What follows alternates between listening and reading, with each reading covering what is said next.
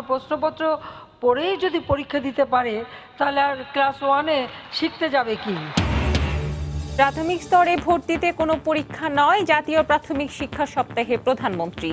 পড়ার বয়স হলে স্থানীয় স্কুলে ভর্তির নির্দেশ। পরিকল্পিত আবাসিক গড়ে তুলতে দক্ষিণ চট্টগ্রামের পটিয়া, বলখালী ও আনোয়ারায় পানি সরবরাহের বিশেষ পরিকল্পনা ওয়াসার বাস্তবায়ন করতে যাচ্ছে নতুন প্রকল্প। রোহিঙ্গাদের জন্য বিদেশি অর্থের ৭৫ ভাগই খরচ হচ্ছে এনজিও কর্মীদের পেছনে। মন্ত্রিসভা কমিটির বৈঠকে তথ্য, ৬ মাসে হোটেল বিলে গেছে ১৫০ কোটি টাকা। গ্যাস সংকটের মধ্যে চলছে দাম দ্বিগুণ করার প্রক্রিয়া। ক্ষুব্ধ গ্রাহক, দুর্নীতি বন্ধ হলে দাম বাড়াতে হবে না বলছেন বিশেষজ্ঞরা। এবং ব্যয় মেটাতে না পেরে মাঝপথে বন্ধ হচ্ছে কিডনি রোগীদের ডায়ালাইসিস, মৃত্যুর শিকার ৯০%। সীমিত লাভে সেবা দিতে বেসরকারি হাসপাতাল মালিকদের প্রতি আহ্বান।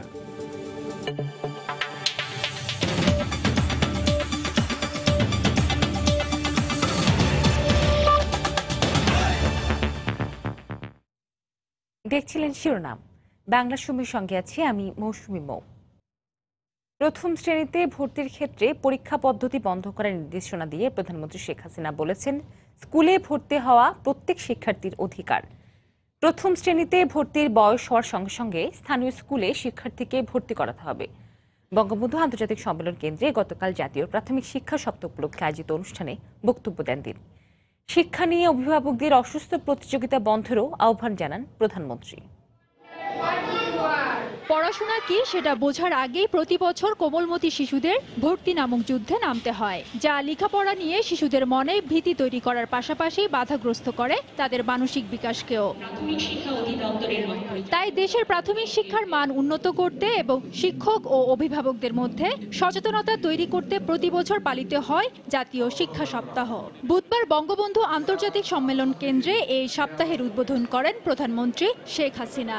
প্রাথমিক শিক্ষা সপ্তাহ 2019। প্রধানমন্ত্রী শিক্ষা নিয়ে শিশুদের উপর অতিরিক্ত চাপ সৃষ্টি না করতে শিক্ষক ও অভিভাবকদের প্রতি আহ্বান জানান। আমাদের অনেক ছোটবেলা থেকেই বাচ্চারা স্কুলে যায়, কিন্তু তাদের পড়াশোনাটা তার জন্য খেলতে খেলতে হাসতে হাসতে সুন্দরভাবে পড়াশোনাটাকে নিজের মতো করে নিয়ে যেন পড়তে পারে সেই ব্যবস্থাটাই করা উচিত। সেখানে অনবরত পর পর পর এই বলাটা বা ধমক দেওয়াটা বা তাদেরকে আরও বেশি চাপ দিলে শিক্ষার উপর তাদের আগ্রহটা কমে যাবে, একটা ভীতি সৃষ্টি হবে।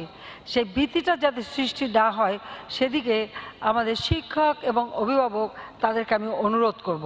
প্রাথমিক ভর্তিতে ছাপানো প্রশ্নপত্রে যৌক্তিকতা প্রশ্ন তুলে প্রতিটি শিশুকে এলাকা ভিত্তিক স্কুলে ভর্তির নির্দেশ দেন প্রধানমন্ত্রী। ক্লাস 1-এ ভর্তি যদি ছাপানো প্রশ্নপত্র পড়েই যদি পরীক্ষা দিতে পারে তাহলে আর ক্লাস 1-এ শিখতে যাবে কি? যে কোনো এলাকা ভিত্তিক যে সকল প্রাইমারি স্কুল আছে ওই এলাকার সমস্ত শিশু তার স্কুলে ঢোকার বয়স হওয়ার সাথে সাথেই তাকে স্কুলে নিয়ে নিতে হবে। খেলাধুলার উপর গুরুত্ব দিয়ে শেখ হাসিনা বলেন, শিক্ষাকে সার্বজনীন ও বহুমুখী করতে কাজ করছে সরকার। প্রাথমিক বিদ্যালয় যেমন মেয়েদের বিদ্যালয়, বঙ্গমাতা ফজিলাতুন্নেসা মুজিব ফুটবল টুর্নামেন্ট এবং ছেলেদের স্কুলে বঙ্গবন্ধু ফুটবল টুর্নামেন্ট চালু হয়েছে। এর ফলাফলটা আমরা দেখতে পাচ্ছি, এই যে ছোট্ট শিশুরা প্রতিযোগিতা করে করে এখন ধীরে ধীরে ফুটবল খেলায়, ক্রিকেট খেলায় আমাদের ছেলেমেয়েরা বেশ পারদর্শী হয়ে যাচ্ছে। এর আগে দেশে প্রাথমিক শিক্ষা বিস্তারে অনন্য ভূমিকা রাখায় শ্রেষ্ঠ ১৯ শিক্ষক ও কর্মকর্তাকে এবং বিভিন্ন নৈপুণ্যে কৃতিত্বের জন্য ৯০ শিক্ষার্থীর হাতে জাতীয় প্রাথমিক শিক্ষা পদক তুলে দেন সরকার প্রধান। ফেরদৌস লিপি, সময় সংবাদ, ঢাকা। প্রথম শ্রেণীতে ভর্তি পরীক্ষা বন্ধে প্রধানমন্ত্রীর নির্দেশনাকে স্বাগত জানিয়েছেন শিক্ষাবিদরা। তারা বলছেন, শিশুদের স্বাভাবিক বিকাশে তাদের উপর পরীক্ষার চাপ কমাতে হবে। এলাকা ভিত্তিক স্কুলে শিশুকে ভর্তি করানোর ক্ষেত্রে সব প্রাথমিক স্কুলের মানোন্নয়ন জরুরি বলে অভিমত তাদের। পড়াশোনা করে যে গাড়ি ঘোড়া চড়ে সে। এখনকার অভিভাবকদের বিশ্বাস, গাড়িতে চড়তে কেবল পড়াশোনা করলেই হবে না, পেছনে ফেলতে হবে সবাইকে। আর তাই প্রথম শ্রেণী থেকেই শুরু হয় রেসে দৌড়ানো। আর সেই সুযোগ নিয়েই কোচিং ও স্কুলগুলোতেও চলছে রমরমা বাণিজ্য। এমন পরিস্থিতিতে প্রধানমন্ত্রীর প্রথম শ্রেণীতে ভর্তি পরীক্ষা তুলে নেওয়ার ঘোষণাকে স্বাগত জানিয়ে শিক্ষাবিদরা বলছেন, অসুস্থ প্রতিযোগিতা থেকে রেহাই পাবে শিশুরা। বাবা মারা তার যে প্রস্তুতি নেন, শিশুর উপর একটা অত্যাচারের পর্যায়ে পড়ে। তারা মুখস্থ করান শিশুকে, যে জিনিসগুলো তার মুখস্থ করা দরকার নাই। এই সময় শিশু ভর্তি হবে স্কুলে আনন্দ সহকারে, এবং তার যে মানসিক টেনশন সেটা অনেকভাবে প্রচণ্ডভাবে তার উপর মানসিক প্রভাব পড়ে। এছাড়াও রয়েছে সেটা ভর্তি পরীক্ষাই হোক আর লটারি হোক, দুটোই কিন্তু সে পাস বা ফেল, সে যে ব্যর্থ হবে বা সে সাফল্য হবে, দুটি এত অল্প বয়সে তার মধ্যে ঢুকে যায়। এলাকা ভিত্তিক স্কুলে ভর্তি করাতে অভিভাবকদের সচেতনতার দিকেও জোর দিলেন তারা। আন্তর্জাতিক বিশ্বেও আমরা দেখি যে যে অঞ্চলে বসবাস করে সেই অঞ্চলে, সে ক্যাচমেন্ট এরিয়াতেই সেই স্কুলে সে ভর্তি হয়। তাদের দুইটা কাজ হয়, একটি হচ্ছে স্কুলটা ডেভেলপমেন্টের ক্ষেত্রে একটা প্রেশার কাজ করে যে প্রতিটা স্কুলকে আমরা মানসম্পন্ন স্কুল পরিণত করব, এবং এই যে ভালো স্কুল সেই স্কুলগুলোর উপরে এক্সট্রা প্রেশার পড়ে যায়। যে স্কুলগুলোতে ভালো স্টুডেন্ট ভর্তি হচ্ছে সেটা একটা কিন্তু এক্সট্রা প্রেশারও কাজ করবে, এবং গার্জিয়ানরাও সেই স্কুলকে ভালোর ক্ষেত্রে, আমরা প্যারেন্টিং এবং অভিভাবকরাও দায়িত্ব আছে। সবার জন্য মানসম্মত শিক্ষা নিশ্চিত করতে প্রাথমিক স্কুলের শিক্ষার মান উন্নয়নের উপর গুরুত্ব দেন তারা। পারমিতা হিম, সময় সংবাদ, ঢাকা। শিল্প বিকাশের পাশাপাশি পরিকল্পিত আবাসিক নগরী গড়ে তোলার লক্ষ্যে দক্ষিণ চট্টগ্রামের 3টি উপজেলা পটিয়া, বোয়ালখালী এবং আনোয়ারায় পানি সরবরাহের বিশেষ পরিকল্পনা নিয়েছে চট্টগ্রাম ওয়াসা। এরই অংশ হিসেবে বোয়ালখালীর ভান্ডালজুড়ি এলাকায় 1200 কোটি টাকা ব্যয়ে নতুন একটি পানি প্রকল্প বাস্তবায়ন করতে যাচ্ছে সংস্থাটি। মূলত প্রতিদিন কর্ণফুলী নদী থেকে উত্তোলিত 6 কোটি লিটার পানি শোধনের মাধ্যমে সরবরাহ করা হবে এই অঞ্চলে। বিস্তারিত জানাচ্ছেন কমল দে।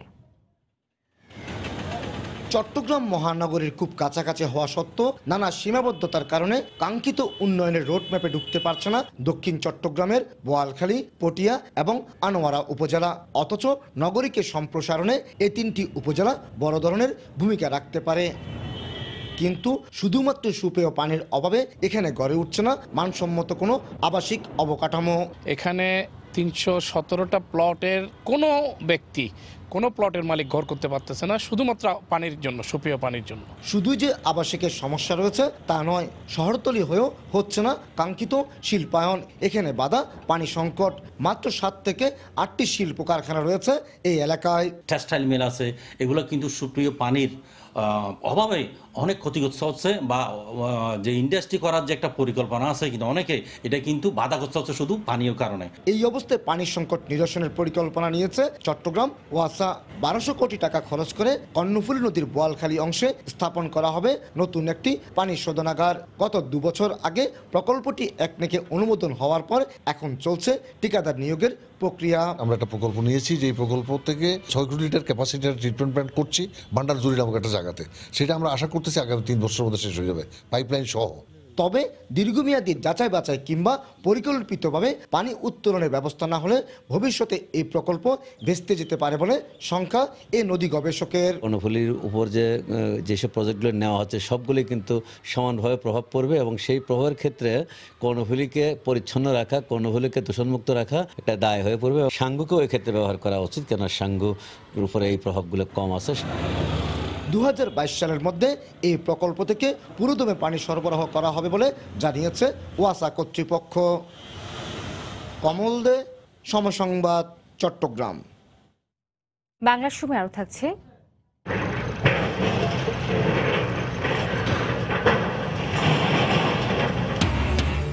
তুরাগ দখলমুক্ত করতে সাভারে সিলিকন সিটি ও আকাশ নীলা হাউজিং এর অবৈধ স্থাপনা উচ্ছেদ। বুড়িগঙ্গায় খেয়াঘাট স্থানান্তর নিয়ে 2 প্রতিমন্ত্রীর পাল্টাপাল্টি বক্তব্য।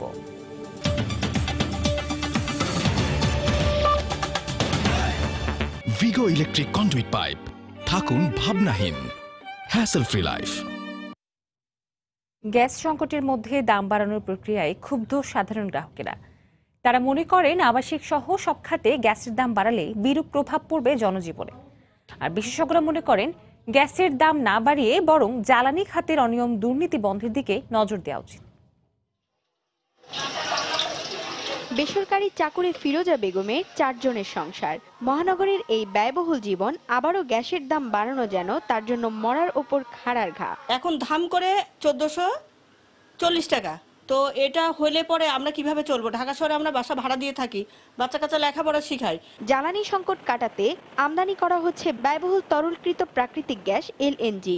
আগামী এপ্রিল থেকে জাতীয় গ্রিডে যুক্ত হবে আরও 50 কোটি ঘনফুট এলএনজি। এই যুক্তিতে শুরু হয়েছে আবারও গ্যাসের দাম বাড়ানোর প্রক্রিয়া। দাম বাড়াতে বিতরণ প্রতিষ্ঠানগুলোর আবেদনের ওপর চলছে গণশুনানি, যেখানে আবাসিক সহ সব শ্রেণীর গ্রাহকের জন্য গ্যাসের দাম গড়ে 103% বাড়ানোর প্রস্তাব এসেছে এরই মধ্যে।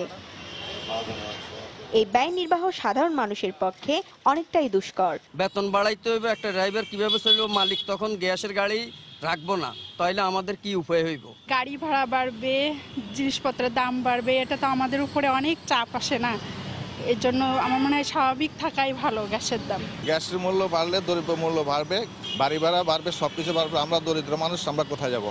আবার দাম বাড়ানোর যৌক্তিকতা নিয়ে প্রশ্ন তুলে বিশেষজ্ঞরা বলছেন, সাধারণ মানুষের ওপর বাড়তি দামের বোঝা না চাপিয়ে জ্বালানি খাতের দুর্নীতি বন্ধের ওপর জোর দিতে হবে। তিতাসের গ্যাস মূল্য বৃদ্ধির কোনো যৌক্তিকতা খুঁজে পাই না।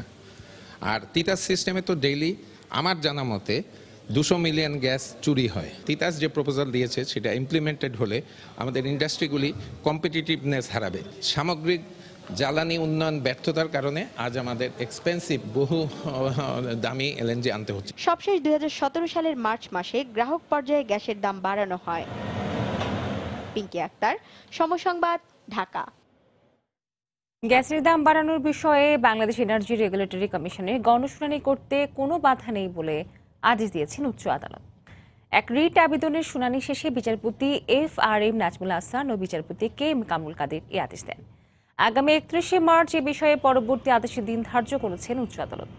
শুনানিতে আদালত বলেছেন, এরই মধ্যে 3 দিন গণশুনানি অনুষ্ঠিত হয়েছে, আর 1 দিন বাকি রয়েছে। কাজে এই পর্যায়ে গণশুনানি বন্ধ করতে চান না তারা। এ সময় অ্যাটর্নি জেনারেল বলেন, গ্যাসের দাম বাড়ার পর কেউ সংক্ষুব্ধ হলে উচ্চ আদালতে আসতে পারবেন। বিইআরসির গণশুনানি স্থগিত চেয়ে হাইকোর্টে রিটটি দায়ের করেছিলেন ভোক্তা অধিকার সংগঠন ক্যাব।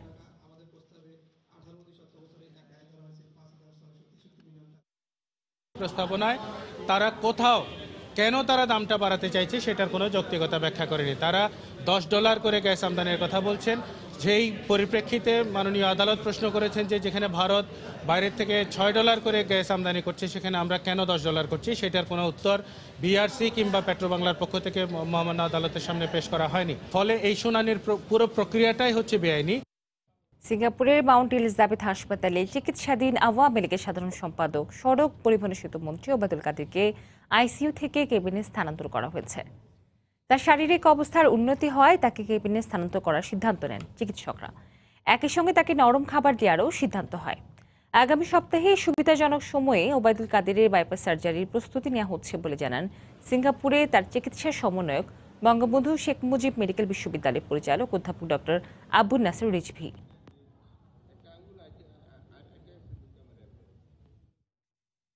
রোহিঙ্গাদের জীবনমান উন্নয়নে বেসরকারি সংস্থার মাধ্যমে আসা বিদেশি অর্থায়নের 75% এনজিও কর্মীদের পেছনে ব্যয় হচ্ছে বলে জানিয়েছেন আইনশৃঙ্খলা সংক্রান্ত মন্ত্রিসভা কমিটির সভাপতি, মুক্তিযোদ্ধা বিষয়ক মন্ত্রী A.ক.ম মোজাম্মেল হক। গতকাল সচিবালয়ে স্বরাষ্ট্র মন্ত্রণালয়ের সভাকক্ষে কমিটির প্রথম বৈঠক শেষে মন্ত্রী জানান, এনজিও কর্মীদের আবাসনে 100 কোটির উপরে খরচ হয়েছে। বাংলাদেশে অবস্থানরত 11 লাখ রোহিঙ্গার জীবনমান উন্নয়নে বিদেশি অর্থায়ন আসছে দীর্ঘদিন ধরেই। তবে এই অর্থায়নের সিংহভাগই রোহিঙ্গা জনগোষ্ঠীর জন্য ব্যয় হচ্ছে না বলে অভিযোগ রয়েছে। এ অবস্থায় বুধবার সকালে আইনশৃঙ্খলা সংক্রান্ত মন্ত্রিসভা কমিটির প্রথম বৈঠকে উঠে আসে রোহিঙ্গাদের নিয়ে এনজিওগুলোর নানা কার্যক্রমের বিষয়টি। বৈঠক শেষে কমিটির সভাপতি, মুক্তিযোদ্ধা বিষয়ক মন্ত্রী বলেন, গত 6 মাসে এনজিও কর্মীদের হোটেল বিলি খরচ হয়েছে 150 কোটি টাকার বেশি। বিদেশি অর্থায়নের 25% রোহিঙ্গাদের জন্য ব্যয় হচ্ছে না বলে জানান তিনি। অনেক এনজিও ধারণা করা হচ্ছে, আমাদের গোয়েন্দা রিপোর্টও আমরা সেগুলো লক্ষ্য করছি, যে ইল মোটিভ নিয়ে কাজ করে, এবং আপনারা শুনলে অবাক হবেন, 150 কোটি টাকার উপরে হোটেল বিল দিয়েছে এনজিওদের। এই বিদেশ থেকে যে টাকা আনে সেটা যারা ভুক্তভোগী অর্থাৎ যারা রোহিঙ্গা তাদের জন্য 25%ও খরচ হয় না। আমরা পর্যবেক্ষণ করে দেখেছি 75% খরচ হয় যারা এগুলো দেখাশোনা করার জন্য যারা আসে। ওনাদের জন্য। রোহিঙ্গাদের ভাষান্তরে স্থানান্তর নিয়ে বিদেশিদের উদ্বেগের কোনো কারণ নেই বলেও মন্তব্য করেন মন্ত্রী। ভাষান্তরে রেখে দিবে না চিটাগাঙে রেখে দিবে, এইটা তো বিদেশের কনসার্ন হওয়া কথা না। তারা মানবেতর জীবনযাপন যাতে না করে, তাদের সুষ্ঠু লেখাপড়ার সুযোগ আছে কিনা, চিকিৎসার সুযোগ আছে কিনা, টয়লেট ফ্যাসিলিটি আছে কিনা, এই সমস্ত জিনিস দেখা। সে ব্যাপারে যদি তারা কোনো কনসার্ন থাকে, নিশ্চয়ই সরকার সেটা বিবেচনায় নেবে। অতীতের যে কোনো সময়ের চেয়ে আইন শৃঙ্খলা পরিস্থিতি ভালো দাবি করে মোজাম্মেল হক বলেন, সন্ত্রাস ও জঙ্গিবাদ নিয়ন্ত্রণে কঠোর নজরদারির নির্দেশ দেওয়া হয়েছে। প্রসূন আশিস, সময় সংবাদ, ঢাকা। বাংলার সময় আরও থাকছে। কুড়িগ্রামে বুড়ি তিস্তা নদীর পুনর্খনন কাজ শুরু। দীর্ঘ 4 বছর আন্দোলনের পর সরকারের এমন উদ্যোগে খুশি এলাকাবাসী। ঢাকা-আরিচা মহাসড়কের মানিকগঞ্জে কলকাতাগামী বাস নিয়ন্ত্রণ হারিয়ে রাস্তার পাশে পড়ে একজন নিহত হয়েছেন। আহত হয়েছেন অন্তত 15 জন। ভোররাতে শিবালয় উপজেলার মহাদেবপুর এলাকায় এ দুর্ঘটনা ঘটে। পুলিশ জানায়, ঢাকা থেকে ছেড়ে আসা গ্রিন লাইন পরিবহনের একটি বাস ভারতের কলকাতায় যাচ্ছিল। মানিকগঞ্জের মহাদেবপুর এলাকায় পৌঁছালে বাসটি নিয়ন্ত্রণ হারিয়ে উল্টে রাস্তার পাশে পড়ে যায়। এতে ঘটনাস্থলে একজনের মৃত্যু হয়। খবর পেয়ে পুলিশ ঘটনাস্থল থেকে আহত 15 জনকে উদ্ধার করে উপজেলা স্বাস্থ্য কমপ্লেক্সে ভর্তি করে। প্রায় 1.5 মাস ধরে বুড়িগঙ্গা ও তুরাগপাড়ে অবৈধ দখলদারদের বিরুদ্ধে জোরালো উচ্ছেদ অভিযান চললেও তাদের বিরুদ্ধে এ পর্যন্ত একটি মামলাও করেনি বিআইডব্লিউটিএ। জরিমানার পরিমাণও খুবই নগণ্য। সংস্থাটি ঢাকা বন্দর প্রধান বলছেন, উচ্ছেদের পাশাপাশি দখলদাররা জরিমানা ও শাস্তির আওতায় না এলে অভিযান টেকসই হবে না। তবে নির্বাহী ম্যাজিস্ট্রেট বলছেন, আসল অপরাধীদের সরেজমিনে না পাওয়ায় আইনি প্রক্রিয়া গ্রহণ করা যাচ্ছে না। নদীর জায়গা নদীকে ফিরিয়ে দিতে চলমান অভিযানের 17তম দিনে বুধবার সকাল থেকে তুরাগ পাড়ে উচ্ছেদ চালায় বিআইডব্লিউটিএ। এ সময় দেখা যায়, সাভারে তুরাগ নদীর শত শত বিঘা জমি দখল করে গড়ে তোলা হয়েছে সিলিকন সিটি ও আকাশনীলা ওয়েস্টার্ন সিটি, যা তুরাগের পুরো একটি বাকি বন্ধ করে দিয়েছে। হাউজিং দুটির অবৈধ স্থাপনার পাশাপাশি উপড়ে ফেলা হয় প্লটের সীমানা পিলারও। এ সময় বিআইডব্লিউটিএর ঢাকা বন্দর প্রধান বলেন, উচ্ছেদের পাশাপাশি দখলদারদের আর্থিক জরিমানা ও শাস্তির আওতায় না আনলে উচ্ছেদ ফলপ্রসূ হবে না। 1.5 মাসেরও বেশি উচ্ছেদ অভিযানে মাত্র 1,50,000 টাকার মতো জরিমানা হয়েছে। এটা মামলা হয়নি। বিশেষ করে হাউজিংগুলো যে ভরাট করে এই দীর্ঘ এরিয়া ধরে নদীর জায়গা দখল করে নিয়েছে, এই সমস্ত ভরাটকারীদের বিরুদ্ধে একেবারে ফৌজদারি অপরাধে মামলা হওয়া উচিত বলে আমি মনে করি। এই যে সরকারের অর্থ ব্যয়ে উচ্ছেদ এবং ড্রেজিং করা, এক্সকেভেশন করা, এগুলো তো সরকারের অনেক টাকা ব্যয় হচ্ছে। এই টাকাগুলো তাদের কাছ থেকে আদায় করা দরকার। আইনের বিধানে দখলদারদের উচ্ছেদের পাশাপাশি মামলারও অনুমোদন রয়েছে। তবে সংস্থাটির নির্বাহী ম্যাজিস্ট্রেট মামলা না দেওয়ার জন্য দখলদারদের সরেজমিনে না পাওয়ার অজুহাত দেন। যে সংশ্লিষ্ট আইনে উচ্ছেদ কার্যক্রম পরিচালিত হয়, সেই আইনেরই বিধান আছে যে কর্তৃপক্ষের বিরুদ্ধে ক্ষতিপূরণের জন্য মামলাও করা যায়। দোষীদের সরাসরি ঘটনাস্থলে উপস্থিত পাওয়া যাচ্ছে না বলেই আসলে তাৎক্ষণিকভাবে মোবাইল কোর্টের মাধ্যমে তাদেরকে শাস্তির আওতায় আনা যাচ্ছে না। 29শে জানুয়ারি থেকে চলমান এই অভিযানে এখন পর্যন্ত 2000-এরও বেশি স্থাপনা ও 5টি হাউজিং প্রকল্প উচ্ছেদ করেছে বিআইডব্লিউটিএ। মাহমুদ রাকিব, সময় সংবাদ, ঢাকা। সদরঘাটের খেয়াঘাট স্থানান্তর নিয়ে পাল্টাপাল্টি বক্তব্য দিয়েছেন 2 প্রতিমন্ত্রী। বুধবার বিকেলে সদরঘাটে বুড়িগঙ্গা নদীতে ঘাট স্থানান্তর প্রক্রিয়া পরিদর্শনে গিয়ে নৌ পরিবহন প্রতিমন্ত্রী বলেন, সদরঘাটে কোনোভাবেই যেখানে সেখানে ঘাট থাকতে দেওয়া হবে না। সম্প্রতি সদরঘাটে লঞ্চের ধাক্কায় নৌকা ডুবে একই পরিবারের 7 জনের মৃত্যুর জের ধরে সেখানে দুর্ঘটনা কমাতে ছড়িয়ে ছিটিয়ে থাকা খেয়াঘাটগুলো সরিয়ে নির্দিষ্ট একটি স্থানে নেয় বিআইডব্লিউটিএ। মাঝিরা বিষয়টি মেনে নিলেও ইজারাদার ও ব্যবসায়ীরা প্রভাব খাটিয়ে সিদ্ধান্তের প্রতিবাদে মঙ্গলবার সব পাইকারি মার্কেট ও খেয়া নৌকা বন্ধ করে দেয়। সংকট সমাধানে বুধবার সদরঘাটে আসেন নৌ পরিবহন প্রতিমন্ত্রী ও কেরানীগঞ্জ পাড়ের স্থানীয় সংসদ সদস্য, বিদ্যুৎ ও জ্বালানি প্রতিমন্ত্রী। পরিদর্শন শেষে নসরুল হামিদ আগের নিয়মেই বিভিন্ন স্থানে ঘাট থাকার পক্ষে মত দেন। আমরা কেরানীগঞ্জের বাসিন্দা হিসেবে আমরা চাচ্ছি যাতে কেরানীগঞ্জের বাসিন্দাদের কোনো সমস্যা না হয়। ঘাটগুলো যদি কালকে বন্ধ করে দেন তাহলে এই চলাচল বন্ধ হয়ে যাবে, ব্যবসা বাণিজ্য বন্ধ হয়ে যাবে। এক জায়গাটা দিয়েছে সেখান থেকে নামানো যাবে না, কারণ ঘাট চালু না। নতুন করে ঘাট কিভাবে নির্মাণ করা যায়, নির্মাণ হওয়ার পরে আমরা চেষ্টা করব আধুনিকভাবে কিভাবে তাদেরকে শিফট করে নতুন জায়গায় যাওয়া যায়। একটা ব্যবস্থা করে তারপরে আমার মনে হয় তারা একটা সমাধান করছে, তারা একটা মাস্টার প্ল্যান করছে। আমরা তাদের সাথে একমত, সেই মাস্টার প্ল্যান অনুযায়ী যাতে কাজ হয় সেটা আমরা দেখব। তবে নির্দিষ্ট ঘাটেই নৌকা ভেড়াতে হবে জানিয়ে নৌ পরিবহন প্রতিমন্ত্রী বলেন, ব্যবসার চেয়ে মানুষের জীবন গুরুত্বপূর্ণ। এই যান্ত্রিক যুগে এখানে ম্যানুয়াল কোনো সিস্টেম থাকতে পারে না, এটা সাংঘর্ষিক কোনো জায়গা আমরা অ্যালাউ করতে পারি না। কাজে আমরা এখানে পরিকল্পিত ব্যবস্থা গ্রহণ করব। ঘাট এলোমেলো থাকবে না, পরিকল্পিত থাকবে। এই জায়গায় কোনো আপোষ হবে না। এই সদরঘাট কি অবস্থায় আছে এটা বর্ণনা করার মতো না, এটা একটা পরিকল্পনার মধ্যে আমরা নিয়ে আসব। যদিও দুই মন্ত্রী স্বীকার করেন, সদরঘাটে শৃঙ্খলা ফিরে এলে নৌ দুর্ঘটনা অনেকাংশেই কমে আসবে। মাহমুদ রাকিব, সময় সংবাদ, ঢাকা। কুড়িগ্রামে বুড়ি তিস্তা নদীর পুনঃখনন কাজ শুরু হয়েছে। দীর্ঘ 4 বছর আন্দোলনের পর সরকারের এমন উদ্যোগে খুশি এলাকাবাসী। গতকাল বিকেলে উলিপুর উপজেলার পাতিলাপুর এলাকায় পুনঃখননের উদ্বোধন করেন স্থানীয় সংসদ সদস্য এম এ মতিন। এ সময় তিনি জানান, বুড়ি তিস্তা নদীর 31 কিলোমিটার সহ নীলকমল, সোনাভুরি ও ফুলকুমার নদী এবং সুখাতে নেওয়াশি খালও পুনঃখনন করা হবে।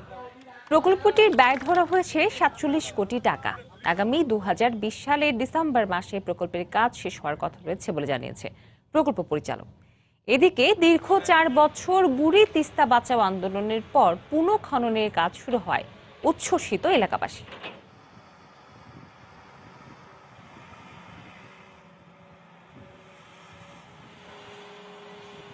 তিস্তা নদী ভরাট হওয়ার কারণে পানি চতুর্দিকে সরে যেত, ফসলের ক্ষতি হইতো। এখন এটা খনন হলে আমরা আরো উপকৃত হব।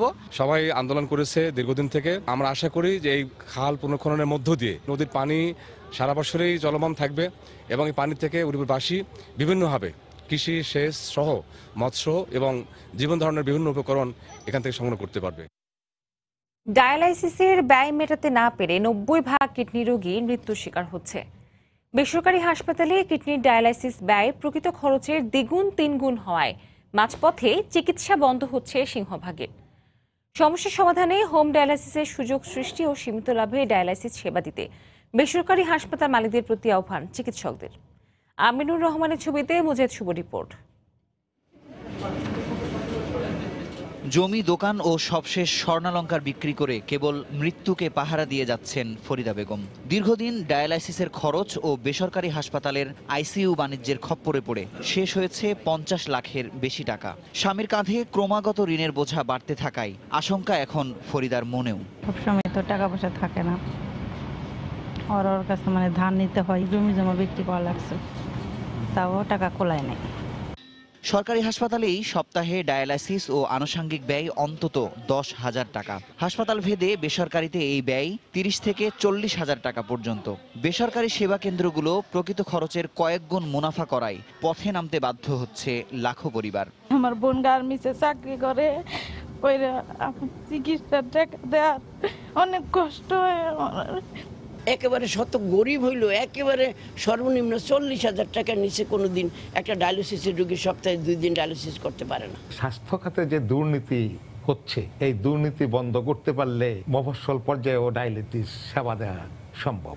এক্ষেত্রে সরকারি সহযোগিতায় উন্নত দেশগুলোর ন্যায় ব্যাপকভাবে হোম ডায়ালাইসিসের সুযোগ সৃষ্টির আহ্বান বিশেষজ্ঞদের। যদি আমরা পেটে একটা নল লাগিয়ে দেই, তাকে যদি একটু প্রশিক্ষণ দিয়ে দেওয়া হয়, তাহলে বাড়িতে বসে বসে তারা করতে পারবে। খরচ মানে প্রতিদিন 3 ব্যাগ করে পানি বদলাতে হয়।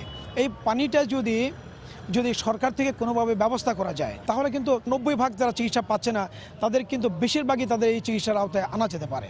আমরা হিসাব করে দেখেছি যে একটা পরিপূর্ণ ডায়ালিসিস যদি নন প্রফিট হিসাবে করা যায়, তাহলে 2300 টাকা মাত্র খরচ করতে হয়। পরবর্তী পরে যদি 1560 টাকা করে টুয়াইস উইকলি ডায়ালিসিস করি, তাহলে সেখানে মাত্র 1 লাখ টাকা খরচ হয় বছরে।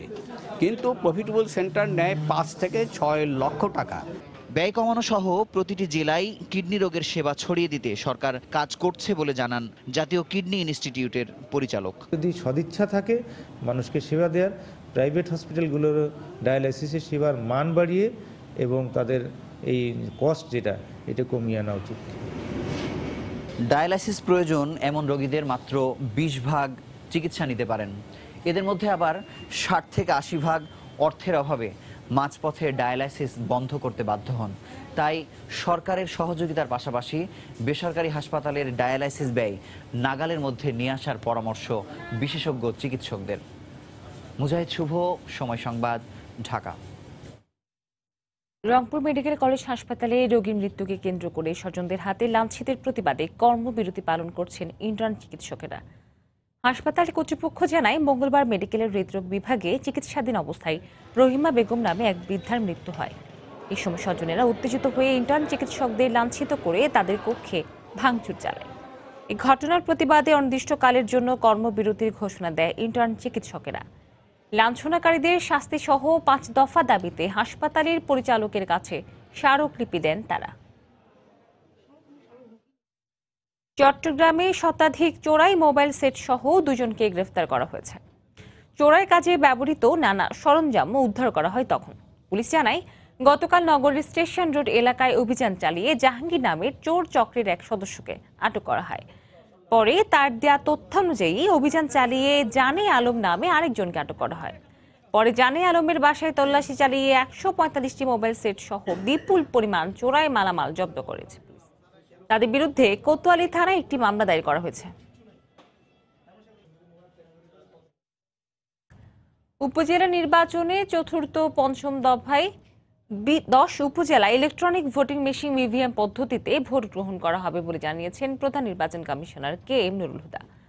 গতকাল সিলেট জেলা প্রশাসকের সম্মেলন কক্ষে আইনশৃঙ্খলা রক্ষাকারী বাহিনী ও নির্বাচন সংশ্লিষ্ট কর্মকর্তাদের সঙ্গে মত বিনিময় সভায় কথা বলেন তিনি।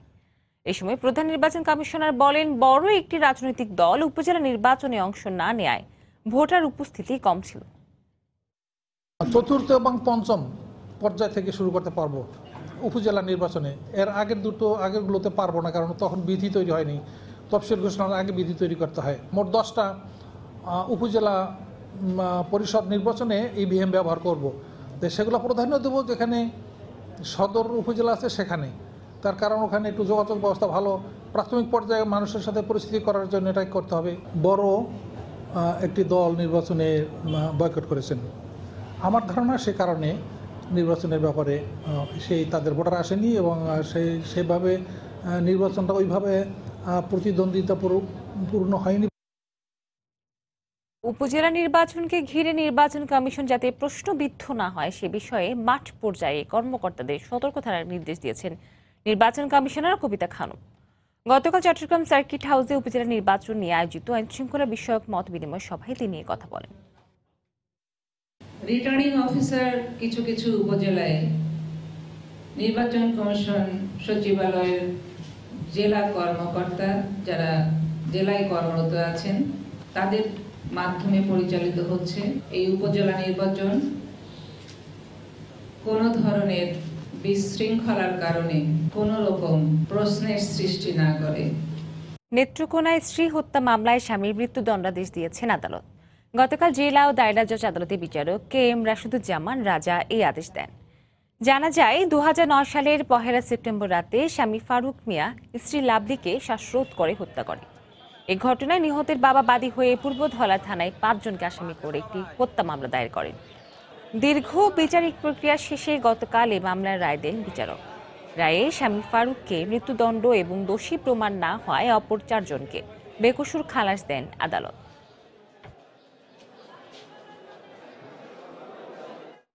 রাজশাহী বিশ্ববিদ্যালয় স্কুল অ্যান্ড কলেজের শিক্ষার্থী ও ছাত্রলীগের সহসভাপতি রবিউল ইসলাম হত্যা মামলায় 3 জনকে যাবজ্জীবন কারাদণ্ডাদেশ দিয়েছেন আদালত।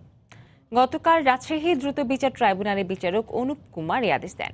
মামলার বিবরণী থেকে জানা যায়, 2013 সালে 14 এপ্রিল বিশ্ববিদ্যালয়ের চারুকলা মাঠে ছাত্রলীগের সহসভাপতি রবিউলকে পিটিয়ে আহত করে দুর্বৃত্তরা। পরে সদর হাসপাতালে নেওয়া হলে মৃত্যু হয় তার। এই ঘটনার পরদিন নিহতের ভাই বাদী হয়ে 12 জনকে আসামি করে বোয়ালিয়া মডেল থানায় একটি হত্যা মামলা দায়ের করেন। যুক্তিতর্ক উপস্থাপন ও শুনানি শেষ হওয়ায় আজ মামলার রায় ঘোষণা করেন বিচারক। রায়ে সেতু, বাবলা ও সোহাগকে যাবজ্জীবন কারাদণ্ড দেওয়া হয়। দোষ প্রমাণ না হওয়ায় অপর 7 জনকে বেকসুর খালাস দেন আদালত। বান্দরবানে গৃহবধূ মর্জিনা বেগম হত্যার বিচার দাবিতে মানববন্ধন হয়েছে। গতকাল জেলা শহরের বঙ্গবন্ধু মুক্ত মঞ্চের সামনে মানববন্ধন হয়। এতে নিহতের পরিবার সহ এলাকাবাসী অংশ নেন। এ সময় বক্তারা গৃহবধূ মর্জিনা বেগম হত্যাকাণ্ডে অভিযুক্ত স্বামী ওমর ফারুক সহ জড়িতদের দ্রুত বিচারের আওতায় আনার দাবি জানান। গত 23শে ফেব্রুয়ারি রাতে শহরের নিউ গুলশান এলাকার বাড়ি থেকে মর্জিনা ঝুলন্ত লাশ উদ্ধার করে পুলিশ। এই ঘটনায় নিহতের বাবা বাদী হয়ে 3 জনকে আসামি করে থানায় একটি মামলা দায়ের করেন। নওগাঁয় মোটরসাইকেল গ্যারেজ থেকে এক যুবকের লাশ উদ্ধার করেছে পুলিশ। গতকাল সদর উপজেলার বাগাবাড়ি এলাকা থেকে লাশটি উদ্ধার করা হয়। পুলিশ জানায়, বাগবাড়ি গ্রামের বাসিন্দা সাকিব তার বাবার মোটরসাইকেল গ্যারেজে করতেন। সকালে গ্যারেজ বন্ধ দেখে স্থানীয়রা ডাকাডাকি করে, কিন্তু কোনো সাড়া না পাওয়ায় দরজা ভেঙে তার লাশ পড়ে থাকতে দেখে স্থানীয়রা পুলিশকে খবর দেয়। লাশটি উদ্ধার করে সদর হাসপাতালে মর্গে পাঠায় পুলিশ। ঝিনাইদহে বঙ্গবন্ধু শেখ মুজিবুর রহমানের ঐতিহাসিক 7ই মার্চের ভাষণ প্রতিযোগিতা অনুষ্ঠিত হয়েছে। গতকাল জেলা শিল্পকলা একাডেমির আয়োজনে সদর উপজেলা পরিষদ মিলনায়তনে এই প্রতিযোগিতা অনুষ্ঠিত হয়। এতে অংশ নেন জেলার 123টি শিক্ষা প্রতিষ্ঠানের 2 শতাধিক শিক্ষার্থী। শ্রেণী অনুযায়ী শিক্ষার্থীদের 3 ভাগে প্রতিযোগিতায় অংশ নেওয়ার সুযোগ দেওয়া হয়। এ সময় 7ই মার্চের বঙ্গবন্ধুর মতো বজ্রকণ্ঠে ভাষণ দেন প্রতিযোগীরা। পরে বিজয়ীদের হাতে পুরস্কার তুলে দেওয়া হয়। বকেয়া বেতন পরিশোধ সহ 10 দফা দাবিতে রংপুরে বেগম রোকেয়া বিশ্ববিদ্যালয়ে অনির্দিষ্টকালে কর্মবিরতি পালন করছেন কর্মচারীরা। গতকাল বিশ্ববিদ্যালয়ের প্রশাসনিক ভবনের সামনে সড়কে অবস্থান নিয়ে কর্মবিরতি শুরু করেন তারা। দাবি আদায় না হওয়া পর্যন্ত কর্মবিরতি চলবে বলেও জানান কর্মচারীরা। তাদের অভিযোগ, 58 জন কর্মচারী দীর্ঘ 44 মাসের বেতন বকেয়া রয়েছে। বিশ্ববিদ্যালয় কর্তৃপক্ষ বেতন পরিশোধ না করে তাল বাহানা করছে বলেও অভিযোগ তাদের।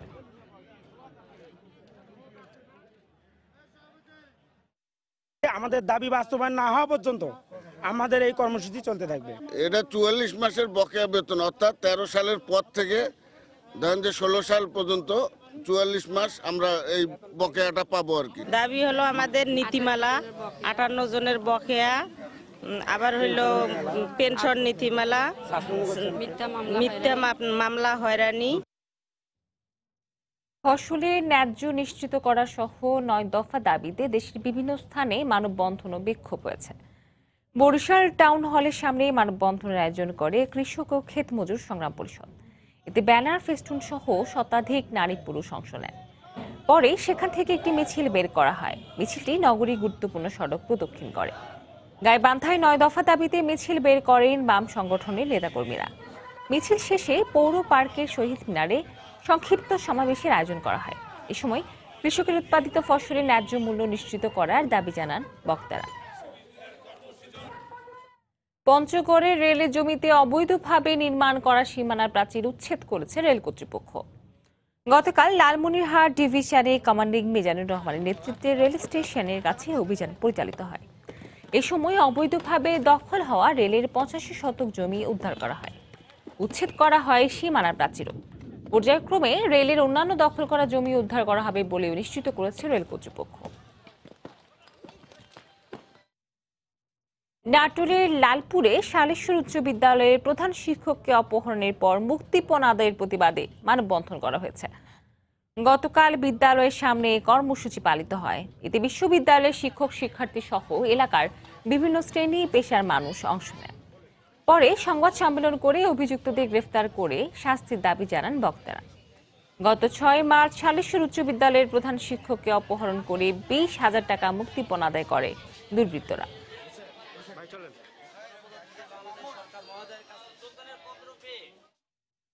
বরিশালে ট্রাফিক আইন ও সড়কে শৃঙ্খলা শীর্ষক আলোচনা সভা অনুষ্ঠিত হয়েছে। গতকাল নগরীর অশ্বিনী কুমার টাউন হলে নগরীর রিকশা ভ্যান চালক শ্রমিক ইউনিয়নের আয়োজনে এই সভা হয়। এতে ট্রাফিক পুলিশ সহ বিভিন্ন সংগঠনের নেতাকর্মীরা অংশ নেন। এ সময় বক্তারা সড়কের শৃঙ্খলা রক্ষা, ট্রাফিক আইন মেনে চলতে সংশ্লিষ্ট সকলের প্রতি আহ্বান জানান।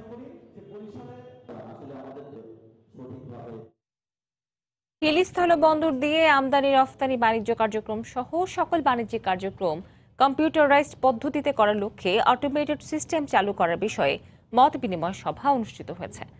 গতকাল স্থল শুল্ক স্টেশনের আয়োজনে পানামা হিলি পোর্ট লিংক লিমিটেডের সম্মেলন কক্ষে এই সভার আয়োজন করা হয়।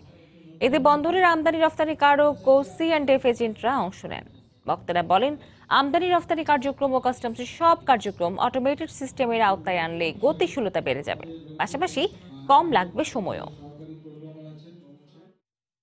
রাঙ্গামাটি ও দিনাজপুরের হিলিতে নানা আয়োজনে 40তম জাতীয় বিজ্ঞান ও প্রযুক্তি সপ্তাহ পালিত হয়েছে। গতকাল রাঙ্গামাটি শিল্পকলা একাডেমিতে দিনব্যাপী বিজ্ঞান সেমিনার অনুষ্ঠিত হয়। সেমিনারে দেশের সার্বিক অগ্রগতিতে বিজ্ঞান ও প্রযুক্তি ব্যবহারের গুরুত্ব তুলে ধরেন বক্তারা। এতে বিভিন্ন শিক্ষা প্রতিষ্ঠানের শিক্ষক শিক্ষার্থীরা অংশ নেন। দিবসটি উপলক্ষে দিনাজপুরের Bangla Hili pilot school and college হলরুমে শুরু হয়েছে 2 দিনব্যাপী বিজ্ঞান ও প্রযুক্তি মেলা। মেলার উদ্বোধন করেন উপজেলা সহকারী প্রোগ্রামার আলমগীর হোসেন। এতে বিভিন্ন শিক্ষা প্রতিষ্ঠানের শিক্ষার্থীদের বানানো 32টি প্রজেক্ট স্টল রয়েছে। বাংলার সময়ের শীর্ষ সংবাদগুলো জানিয়ে দিচ্ছি আরেকবার। ছাপানো প্রশ্নপত্র পড়েই যদি পরীক্ষা দিতে পারে তাহলে আর ক্লাস 1-এ শিখতে যাবে কি? প্রাথমিক স্তরে ভর্তিতে কোনো পরীক্ষা নয়, জাতীয় প্রাথমিক শিক্ষা সপ্তাহে প্রধানমন্ত্রী। পড়ার বয়স হলে স্থানীয় স্কুলে ভর্তির নির্দেশ। পরিকল্পিত আবাসিক নগরী গড়ে তুলতে দক্ষিণ চট্টগ্রামের পটিয়া, বলখালী ও আনোয়ারায় পানি সরবরাহের বিশেষ পরিকল্পনা ওয়াসার বাস্তবায়ন করতে যাচ্ছে নতুন প্রকল্প। রোহিঙ্গাদের জন্য বিদেশি অর্থের 75 ভাগই খরচ হচ্ছে এনজিও কর্মীদের পেছনে। মন্ত্রিসভা কমিটির বৈঠকে তথ্য, 6 মাসে হোটেল বিলে গেছে 150 কোটি টাকা। গ্যাস সংকটের মধ্যে চলছে দাম দ্বিগুণ করার প্রক্রিয়া। ক্ষুব্ধ গ্রাহক, দুর্নীতি বন্ধ হলে দাম বাড়াতে হবে না বলছেন বিশেষজ্ঞরা। এবং ব্যয় মেটাতে না পেরে মাঝপথে বন্ধ হচ্ছে কিডনি রোগীদের ডায়ালাইসিস, মৃত্যুর শিকার 90%। সীমিত লাভে সেবা দিতে বেসরকারি হাসপাতাল মালিকদের প্রতি আহ্বান। এই ছিল বাংলার সময়ে। যে কোনো খবর পেতে ভিজিট করুন সময়নিউজ.tv। আপনার মোবাইলে সময় সংবাদ দেখতে ও সকল খবর পেতে ডাউনলোড করুন সময় অ্যাপ। আর সঙ্গে থাকুন সময়।